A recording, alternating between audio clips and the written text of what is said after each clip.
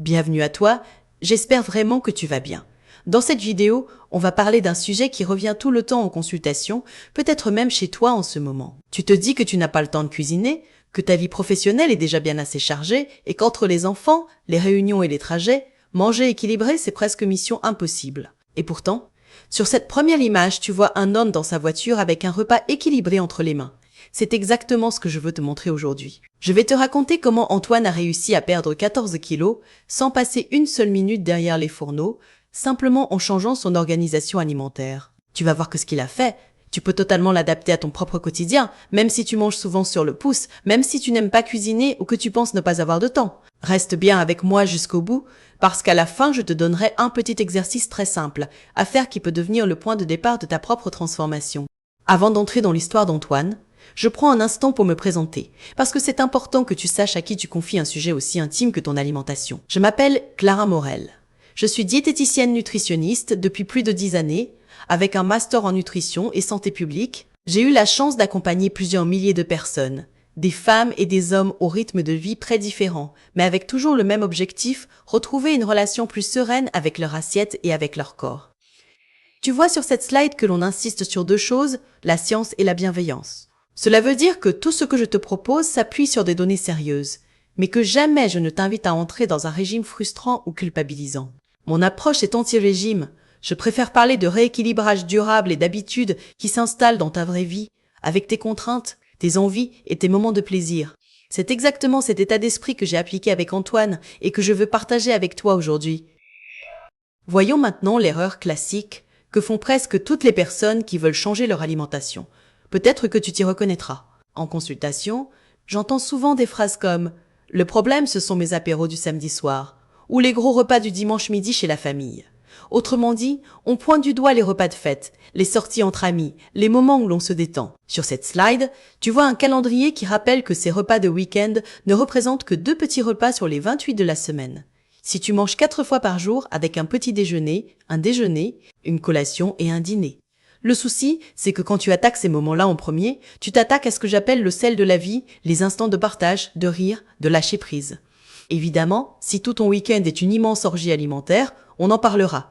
Mais dans la grande majorité des cas, ce ne sont pas ces 2 repas de plaisir qui posent vraiment problème. Le risque, c'est que tu crées beaucoup de frustration et de stress, alors que tu laisses passer les nombreuses autres occasions de bien faire les choses dans la semaine. Sur la slide suivante, on parle de la vraie solution et tu vas voir qu'elle est beaucoup plus apaisante. L'idée, c'est de remettre le focus sur ton quotidien, là où se joue la majorité de tes choix. Les petits déjeuners pris en vitesse, les déjeuners au bureau ou dans la voiture, les collations que tu oublies et qui te font arriver affamé le soir, ce sont ces repas-là qui construisent ton équilibre global. Quand tu commences par les ajuster, tu préserves tes moments de plaisir, les repas en famille ou les soirées entre amis, au lieu de les vivre avec la peur de gâcher tous tes efforts. Sur cette slide, tu vois 3 idées fortes, équilibrer le quotidien, préserver le plaisir et maximiser l'impact. Concrètement, cela signifie que 26 repas bien structurés compenseront largement 2 repas plus riches, et que tu peux maigrir ou mieux te sentir dans ton corps sans renoncer à ta vie sociale. C'est avec cette philosophie qu'Antoine est arrivé dans mon cabinet et que nous avons construit ensemble sa stratégie. Passons maintenant à l'histoire d'Antoine, parce qu'elle illustre parfaitement ce que je t'explique. Sur l'écran, tu vois un homme dans sa voiture avec un burger à la main. Antoine, c'était un peu cela. Quand il est venu me voir, il pesait un peu plus de 130 kilos. Il était chef de plusieurs entreprises, le genre de personne qui enchaîne les rendez-vous, les déplacements et les journées interminables. Dans sa tête, cuisiner était simplement impossible et il refusait catégoriquement l'idée d'y consacrer du temps. Concrètement, il ne prenait jamais de petit déjeuner, sautait la collation de l'après-midi et le midi, il attrapait un sandwich triangle ou un fast-food qu'il mangeait en conduisant. Le soir, en revanche, il arrivait chez lui épuisé et affamé. Là, il mangeait pour se réconforter, souvent dans des quantités bien supérieures à ses besoins, avec beaucoup de pain, de fromage et de desserts sucrés. Cette façon de faire, peut-être que tu la connais toi aussi, on compense toute une journée déséquilibrée au moment du dîner et on se réveille le lendemain en se promettant de faire mieux, sans vraiment savoir comment. Sur la slide suivante, tu vois les contraintes très claires qu'Antoine m'a posées dès la première consultation. Première contrainte, 0 minute de cuisine autorisée. Il ne voulait ni préparer, ni faire cuire, ni passer son dimanche à faire des boîtes pour la semaine. Deuxième contrainte, tous ses repas de la journée, en tout cas en semaine, devaient pouvoir être mangés dans sa voiture entre 2 rendez-vous. Et malgré cela, Son objectif était une perte de poids significative, sans bouleverser son rythme professionnel ni sa vie de famille. Autrement dit, il me demandait de l'aider à changer sans toucher à ce qu'il considérait comme non négociable.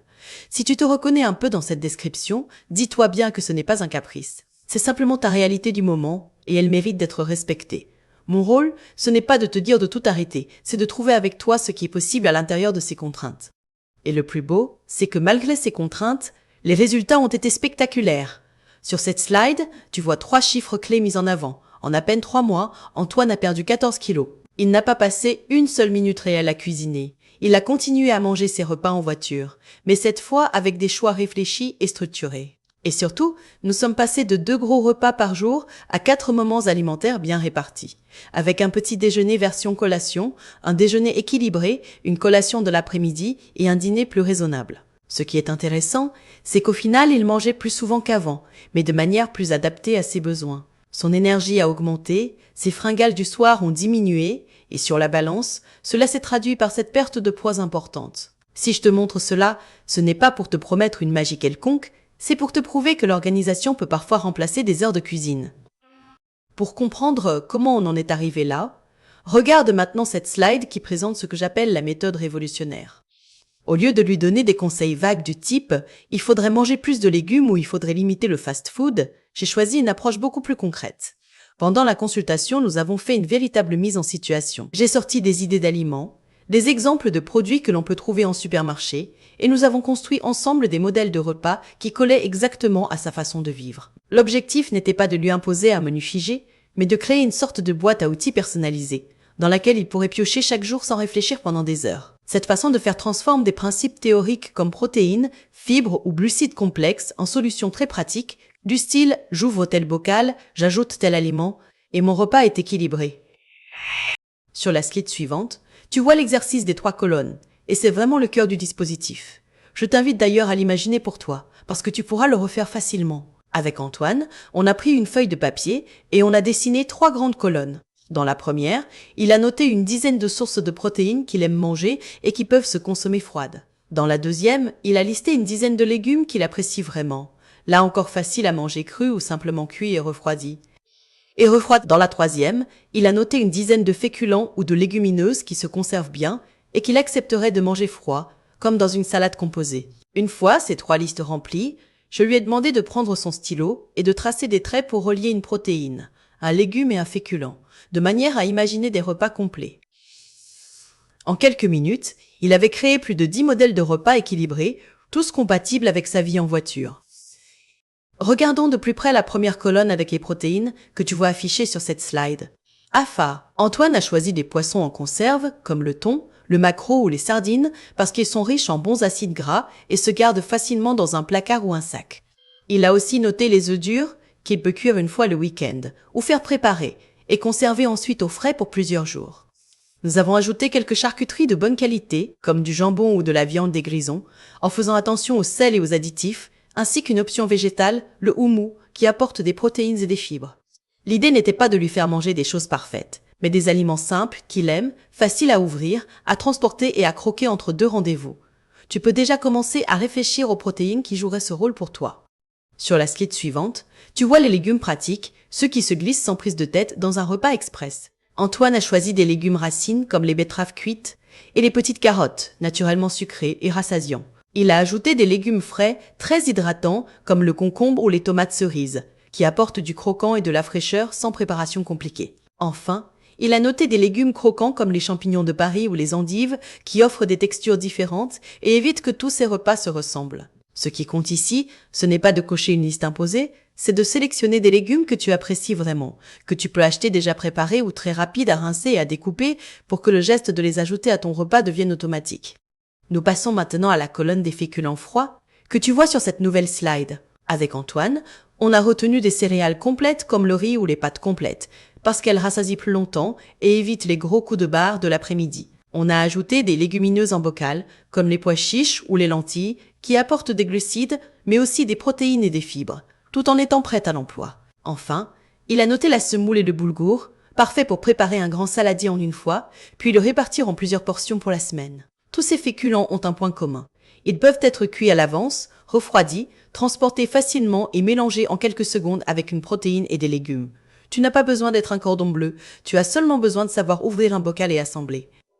Sur cette slide, on parle des combinaisons gagnantes et tu vois schématiser le principe, un féculent, une protéine, un légume et au final un repas équilibré. Une fois que les 3 colonnes étaient remplies, Antoine s'est amusé à tracer des lignes entre les aliments. Par exemple, il a relié des pois chiches en bocal avec du thon et des tomates cerises, ce qui donne une salade complète prête en quelques instants. Il a aussi associé du riz complet froid avec des sardines et des rondelles de concombre, ou encore de la semoule avec du houmou et des carottes. En quelques minutes, nous avons obtenu plus de 10 idées de repas qu'il pouvait préparer en moins de 2 minutes, manger dans sa voiture et répéter sans se lasser en changeant simplement quelques éléments. Ce qui est puissant, c'est que tu n'as plus à te demander tous les jours quoi manger. Tu regardes ta feuille, tu choisis une combinaison et tu sais que ton repas est équilibré. Voyons maintenant comment nous avons complété ces repas avec des fruits nomades que tu vois sur cette nouvelle slide. Pour garder l'équilibre global, il fallait apporter des vitamines et des fibres supplémentaires. Mais toujours avec la même contrainte, manger en voiture sans se retrouver avec des taches sur la chemise. Nous avons donc choisi des bananes, faciles à éplucher et à manger d'une main, des pommes que l'on peut croquer sans découpe, des raisins en petites portions, ainsi que des mélanges de baies surgelées à laisser décongeler dans une boîte.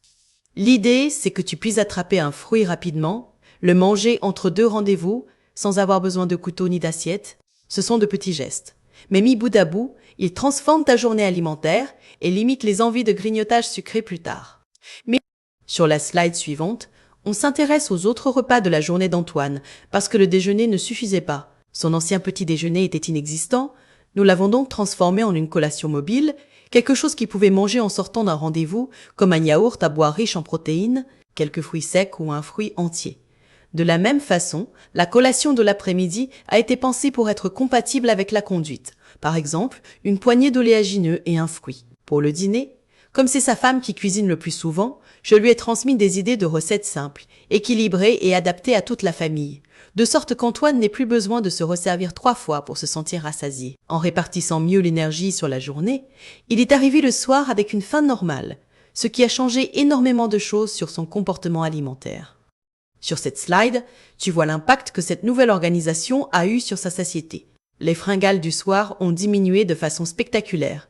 On pourrait dire de plusieurs dizaines de %, même si ce n'est pas cela qui compte vraiment. Ce qui est important, c'est que lui me disait en consultation qu'il ne se jetait plus sur le pain en arrivant à table et qu'il se sentait enfin en contrôle de ses portions. Comme sa journée était mieux rythmée avec 4 prises alimentaires, son corps n'avait plus besoin de rattraper tout ce qu'il n'avait pas eu. Et pourtant, son rythme professionnel n'a pas changé, il continuait à travailler autant, à se déplacer autant et à manger dans sa voiture.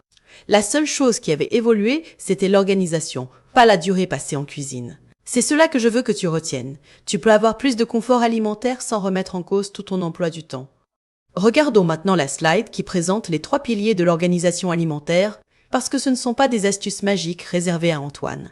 Premier pilier, les menus planifiés qui consistent à réfléchir un peu en avance à ce que tu vas manger pour éviter de décider toujours au dernier moment, quand tu es fatigué et que la tentation du plat ultra prêt est la plus forte. Deuxième pilier, un batch cooking intelligent, pas forcément un après-midi entier à cuisiner, mais l'habitude de préparer 1 ou 2 portions de plus à chaque repas pour en avoir d'avance au frigo ou au congélateur. Troisième pilier, les modèles de repas express, comme ceux que nous avons construits avec les 3 colonnes.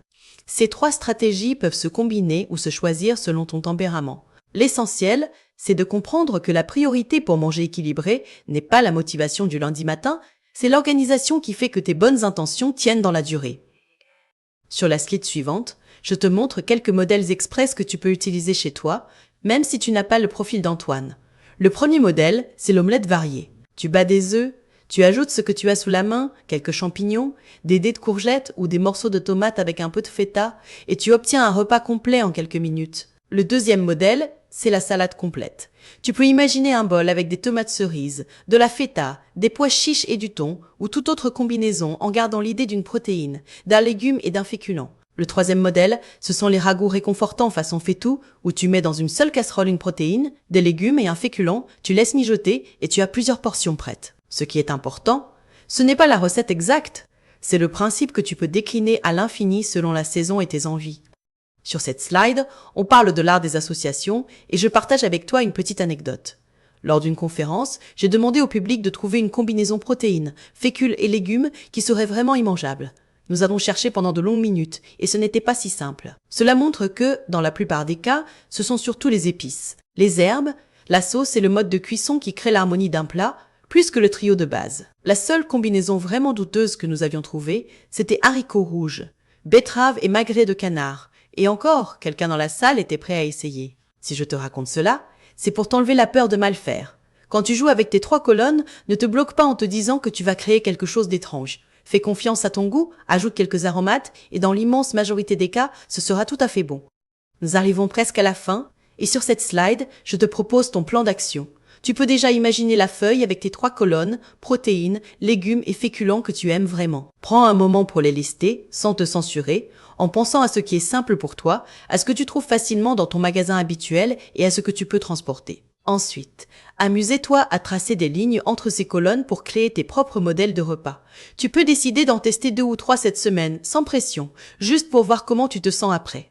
Puis tu pourras faire évoluer ces modèles au fil des saisons et de tes envies. Plus tu répéteras cet exercice, plus il deviendra naturel et tu te surprendras à préparer un repas équilibré presque sans réfléchir, simplement en assemblant des éléments que tu as déjà identifiés. Et nous terminons avec cette dernière slide qui rappelle que le temps n'est plus une excuse. L'histoire d'Antoine montre qu'avec une bonne organisation, même les emplois du temps les plus chargés peuvent accueillir une alimentation équilibrée. Le secret, ce n'est pas de te transformer en chef cuisinière du jour au lendemain, c'est d'adapter la méthode à ta réalité à toi, plutôt que d'essayer de te forcer à rentrer dans un modèle qui ne te ressemble pas. Si tu ne devais retenir qu'une chose de cette vidéo, ce serait celle-ci. Commence petit, mais commence aujourd'hui. Prends un quart d'heure pour faire tes 3 listes et crée au moins une combinaison que tu pourras tester dès demain. Ta transformation ne se joue pas dans un grand geste spectaculaire, elle commence dans ces petits ajustements concrets. Si ce contenu t'a aidé, pense à laisser un like, à t'abonner pour ne pas manquer les prochaines vidéos et dis-moi en commentaire quels conseils tu as envie de tester en premier. Merci d'avoir passé ce moment avec moi, prends soin de toi et je te dis à très bientôt. Salut!